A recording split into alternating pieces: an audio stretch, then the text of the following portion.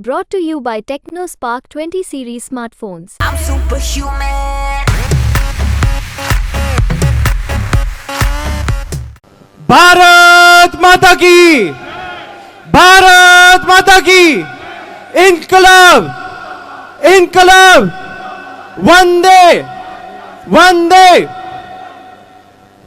मंच पर उपस्थित पार्टी के तमाम शीर्ष नेतृत्व, हमारे सबसे प्रिय और प्रेरणा के स्रोत संजय जी, तमाम राज्यसभा के सांसद, दिल्ली प्रदेश अध्यक्ष गोपाल राय जी, दिल्ली सरकार के तमाम मंत्री विधायक, एमसीडी के मेयर डॉक्टर शहरी अबोराय और बहुत तमाम यहाँ के जो काउंसिलर उपस्थित हैं और तमाम आम आदमी पार्टी के कार्यकर्ताओं को मेरा नमस्कार, मेरा प्रणाम।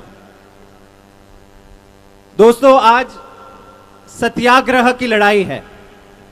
आज जो सामूहिक उपवास के कार्यक्रम में हम सब इकट्ठा हुए हैं, हजारों कार्यकर्ता आम आदमी पार्टी के तो केवल जंतर मंतर में उपस्थित हुए हैं, लेकिन अगर देश भर के 25 राज्यों की गिनती करें तो ये सैकड़ों, हजारों, मेरे ख्याल से लाखों लोग, कई लोग तो अपने घर में उपवास मनाकर इस सामूहिक उपवास के कार्यक्रम में इकट्ठा हुए हैं। आप सबको मेरा नमन, मेरा सलाम। आप सब जानते हैं कि ये लड़ाई बहुत लंबी है, बड़ी कठिन है, लेकिन एक दूसरे से ही हमें साहस मिलेगा। आज सब आपको देखते हुए सुबह 10 बजे से कई साथी यहाँ पे मौजूद हैं, यहाँ पे बैठ रहे हैं, भजन गा रहे हैं, एक दूसरे से बात कर रहे हैं, और इसी से मेरे ख्याल से जो देश में तानाशाही लोग जो सरकार चला रहे हैं और देश में तानाशाही का माहौल जिन्होंने खड़ा कर दिया है, उनके लिए आप सबका आज आना, आज सबका उपवास रखना ही सबसे बड़ा संदेश है। तो आप सबको मेरा नमन, मेरी तालियां। दोस्तों, आप सब जानते हैं कि अरविंद केजरीवाल जी को साजिश के तहत एक पूरे नकली मुकदमे में, फर्जी मुकदमे में, जिसमें कोई सबूत नहीं मिला, कोई तथ्य नहीं मिला, केवल और केवल फर्जी गवाहों के बयानों के आधार पर मोदी जी ने जेल में बंद कर दिया है। इससे पहले यही मनीष सिसोदिया जी के साथ किया, सत्येंद्र जैन जी के साथ किया। तो ये क्या दिखाता है? आज देश की जनता देख रही है, देश क्या दुनिया की जनता, दुनिया में बैठे हर भारतीय नागरिक सोच रहा है कि जो देश में हो रहा है वो गलत है।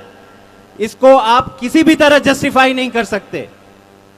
इसलिए आज देश के लोग ये सोच रहे हैं कि इस तानाशाही सोच को हमें यहीं पे अंकुश लगाना होगा, इसी को अभी बंद करना होगा। 2024 के चुनाव में इसका जवाब हमें देना होगा। भाजपा के लोग कहते हैं कि हम भ्रष्टाचार की लड़ाई लड़ रहे हैं, कहते हैं ईडी निष्पक्ष है, सीबीआई निष्पक्ष है। तो आप लोग उनसे पूछिए कि अगर ईडी निष्पक्ष है तो शरद चंद्र रेड्डी के 60 करोड़ रुपए की जो रिश्वत भाजपा ने ली, तो भाजपा से पूछताछ क्यों नहीं हो रही है? भाजपा के नेताओं को जेल में क्यों नहीं डाला जा रहा है? यह सवाल को ना भाजपा इसका उत्तर देती है, ना ईडी उसका उत्तर देती है। संजय सिंह जी ने बखूबी सुबह बताया कि केवल एक शरद रेड्डी का फर्जी बयान नहीं था, और 2 लोग थे, मगुंटा रेड्डी, राघव रेड्डी।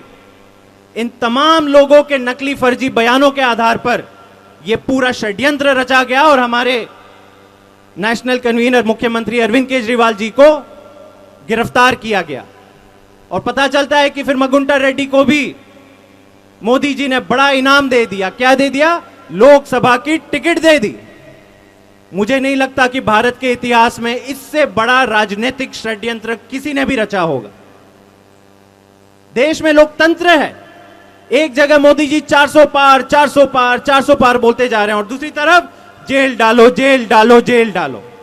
तो ये क्या दिखाता है? इनकी हताशा दिखाता है, इनकी घबराहट दिखाता है। वो सोचते हैं कि हमारे 2 नेता, 3 नेता, 4 नेता को जेल में क्या बंद कर दोगे, पूरी पार्टी बिखर जाएगी। लेकिन क्या कुछ ऐसा हुआ? एक कार्यकर्ता नहीं टूटा, एक नेता आम आदमी पार्टी का नहीं टूटा।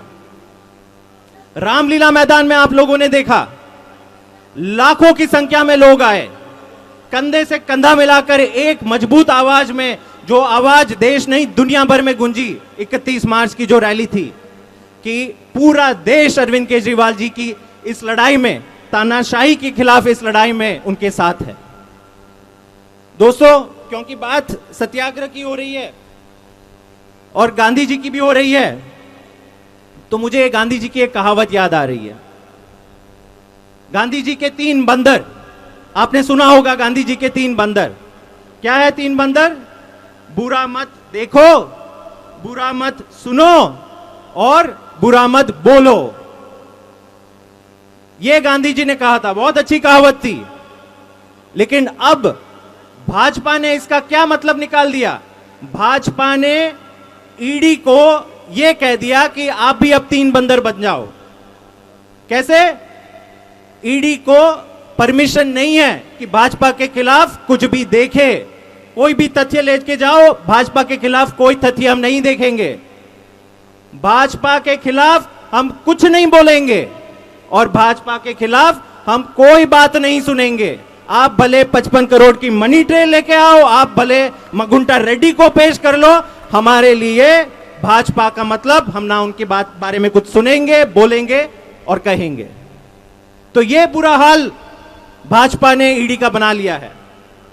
आज पूरे देश की जो कानून व्यवस्था है उसके ऊपर सवाल निशान लगाए जा रहे हैं।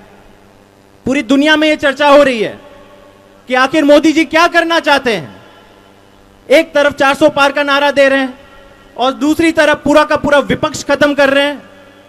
क्या कई लोग, दिल्ली क्या देश के कई लोगों ने जब मोदी जी को चुना था तो किस लिए चुना था? महंगाई दूर करने के लिए चुना था, गरीबों के लिए कुछ मदद करने के लिए चुना था, रोजगार लाने के लिए चुना था। इसलिए नहीं चुना था कि देश के तमाम विपक्ष को आप जेल में डाल दो, चुनाव ही खत्म कर दो। तो मेरे ख्याल से आज का यह संघर्ष बहुत लंबे समय तक याद रखा जाएगा कि आप सब यहां पर आए, पूरी पार्टी और पूरे देश में आपने एक संदेश दिया कि इस तानाशाही के खिलाफ लड़ाई में अरविंद केजरीवाल जी, मनीष सिसोदिया जी, सत्येंद्र जैन अकेले नहीं हैं, हम उनके साथ हैं और हमारी प्रार्थना और हमारा आशीर्वाद उनके साथ है। बहुत बहुत धन्यवाद। जय हिंद, जय भारत।